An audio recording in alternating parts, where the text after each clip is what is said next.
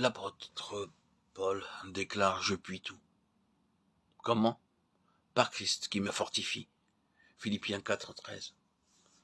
Certains ne sont pas esclaves du tabac, mais ils sont esclaves des mauvais livres, des magazines et d'autres sites interdits. Combien nombreuses sont les publications indécentes sur les étalages.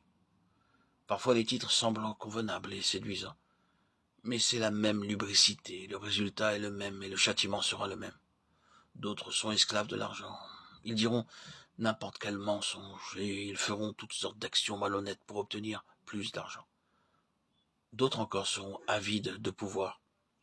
Ils seront déterminés à exploiter la vie d'autrui. Cependant, lorsque Christ entrera dans leur cœur, il les affranchira de tous ces liens par sa grande puissance. D'après mon expérience, je peux affirmer que cela est vrai. Nul ne m'avait parlé du salut. Un jour, j'entendis la voix de Dieu et je fus sauvé. Le Seigneur entra dans mon cœur. À partir de ce moment-là, mes mauvais désirs furent ôtés l'un après l'autre. J'éprouvais de l'aversion à leur égard. Christ lui-même me donna une grande faim et une grande soif pour les choses divines. Dans Ephésiens 1,4, nous lisons que Dieu nous a élus en lui avant la fondation du monde, pour que nous fussions saints et irréprochables devant lui en amour. Nous voyons par cela même que Dieu pensait à nous avant la création du monde, et qu'il projetait déjà de pouvoir un jour nous manifester son amour. Son désir a toujours été de nous donner toutes choses. En parcourant les Écritures, nous pouvons le voir travailler à la réalisation de ce projet jusqu'à l'accomplissement final qui nous est montré dans Apocalypse 21,7. Celui qui vaincra héritera ces choses. Je serai son Dieu, et il sera mon fils. Je crois que le Seigneur aurait désiré que cela s'accomplisse plus tôt.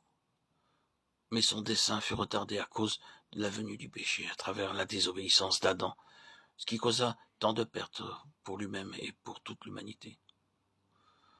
En se multipliant, la race d'Adam multiplie aussi le péché. Les pensées, les paroles et les actions pécheresses causent une perte à l'homme. Toutes ces pertes rassemblées constituent en vérité une très grande perte. Cependant, tout cela a été recouvré par le Seigneur Jésus-Christ.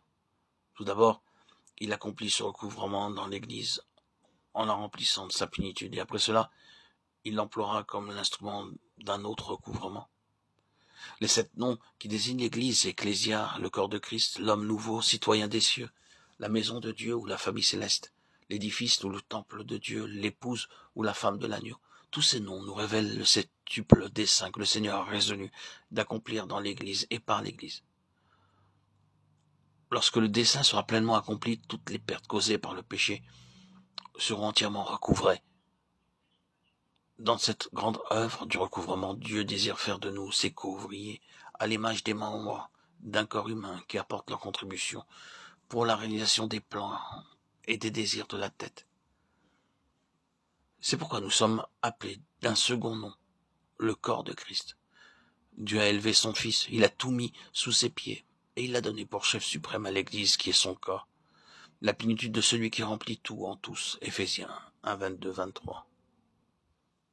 En d'autres termes, l'Église est appelée le corps de Christ, parce qu'elle doit contenir la plénitude de Dieu. Ceux qui ne sont pas nés de nouveau ne pourront jamais comprendre ce mystère, même s'ils lisent beaucoup de livres et entendent de nombreux messages. Le mystère céleste du corps de Christ ne peut pas être compris par la sagesse humaine, car nous avons besoin de sagesse spirituelle pour comprendre les choses spirituelles. Un charpentier connaît tout ce qui concerne la charpenterie, et un orfèvre l'or. Un forgeron connaît le fer et un agriculteur la nature des sols. Nous avons donc besoin de sagesse divine pour comprendre ce qui est divin.